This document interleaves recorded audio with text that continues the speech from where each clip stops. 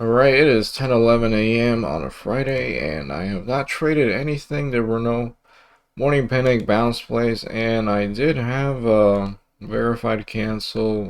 OZSE was the closest thing to me considering anything today, or at least right now, and that was because I had a nice run from this 21 level to 23.6, almost 24, and I was thinking, alright, it's having a nice uptrend. The volume was consistent, it was still looking nice.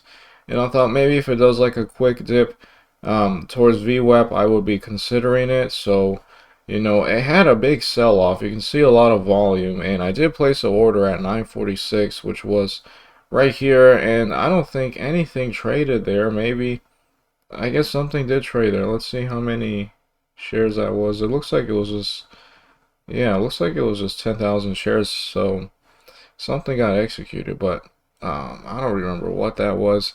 And I did try to buy at 221, which would have been right here at 946, and the order sat for like a good minute. I just didn't get anything. It just doesn't have volume, and there was a little print here, and when this one happened, I was just no longer interested in it. I mean, if it had more volume, maybe I would have been filled, and it would have been something nice because it did come back near the highs, not exactly at the tippy top, but there would have been plenty of time to sell for a profit there. And I was also looking at ILUS for the same thing. And this one, I just didn't like the run up because it just was one of those things, as you can see here, 13.8 by 14.3 at the ask. It just had a low, I don't know, just a low confidence spike because it just got up there because of a spread. But it did drop towards VWAP and it did hold, and that did make a move from 13.9 to 14.5. So this would have been nice, but I just stopped looking at it because I didn't like the run up, and I figured something with a run up this insecure might not, be as likely that it's going to do something nice. But I actually made up for it and it looked consistent. No real interest in IMPP. I thought about of a, like a short setup, but that's probably not the case. Somebody rang the door. I'll be back. All right, I am back. I did have a slight interest in IMPP for a dip by here, but I never took it because it just felt kind of iffy, and I was also not right on the last time. I considered a dip buy opportunity, and I was interested in maybe considering a short, but again, it's just something I haven't really had that much, I guess, push to consider, but it was in my mind. As for the other ones, INTK just had like a low sketchy uptrend. It still hasn't had a downtrend, and I wouldn't necessarily be interested in buying this one on the dip. I just don't like the way it looks on the chart, but it can totally do something cool. And I think I went over ICOA, but if I didn't, this one had the very similar setup, although OZSE was nicer because I had more distance from VWAP and ICOA was much closer. But I was interested in it here, but it didn't get to VWAP at 98 sub penny level. It was holding 1 penny, which makes sense because that's like a round number the playoff of, and it did offer like a quick move to 105, but that was about it. And I haven't really been that interested in this one since, but if it tries to break the day high, maybe I'll consider it. It does have a nice daily chart to consider a setup with that, but you might also break under VWAP. It's just right now, nothing really that I'm too interested in trading, and maybe today ends up being a no trading day, but I'll keep looking. I just don't see anything that I like right now. All right, it is 12:27 p.m.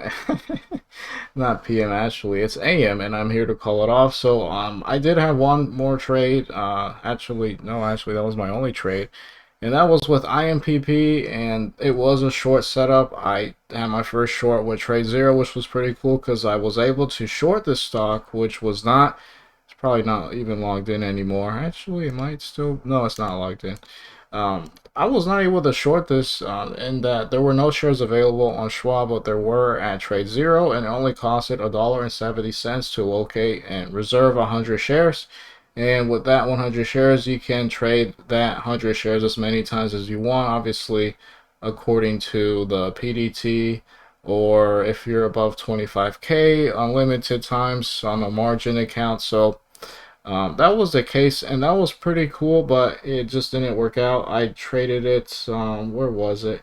Let me get rid of extended hours. I traded it right here, and I was short at 178, I believe. And I did have a risk level which was 184 breaking, because then it would have maybe attempted here the day high and then maybe broken out. And then who knows, it's a listed stock. Worst case scenario, it gets halted on the upside, which would be super unideal.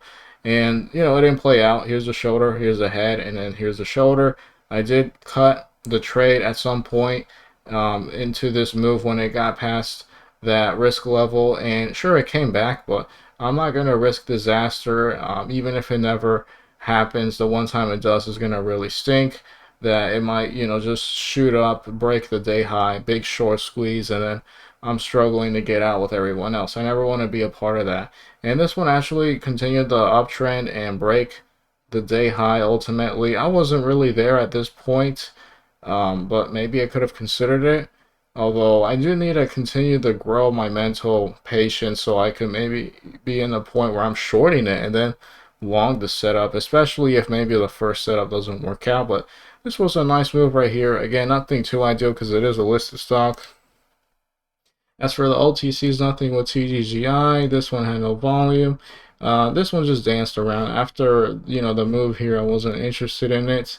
IOUS did break the day high, but this one doesn't have good volume. HMBL was a lot nicer. Maybe I could have considered something here under VWAP, but again, I don't like the lack of volume, but it did offer a move from the 12, and then it did try to break past this level here. I'd say give or take this 12.5 level, but not the best looking either. This one was okay. Again, this one has pretty bad volume. And yeah, that's about it. I think I'm down because I have a $5 risk level with listed stocks, and this one didn't work out. I think I'm down $4.71, and then I have to also include the $1.70 for the locate fee, and I did short 60 shares, not 100 shares. That's about it for this week. Really sucked. Like, it just really sucked with that other trade that I had where I was oversized with MDMP, I believe.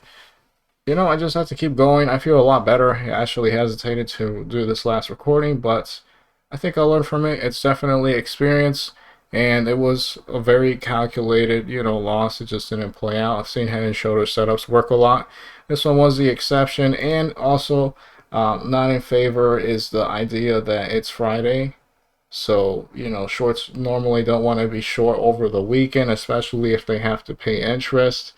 There could be a number of things that could happen over the weekend, maybe news or whatever, and it can cause some, moves towards the upside, which is something a short doesn't want to be a part of. The time period wasn't the best either. I've seen a lot of 11 a.m. to 1 a.m., well, not 1 a.m., but 11 a.m. to 1 p.m. breakouts. I've just seen that happen more often than not. So definitely not the best in terms of the time, but I felt like it was worth a try. And yeah, that's about it. Just one trade there, and yeah, I hope I can do better next week.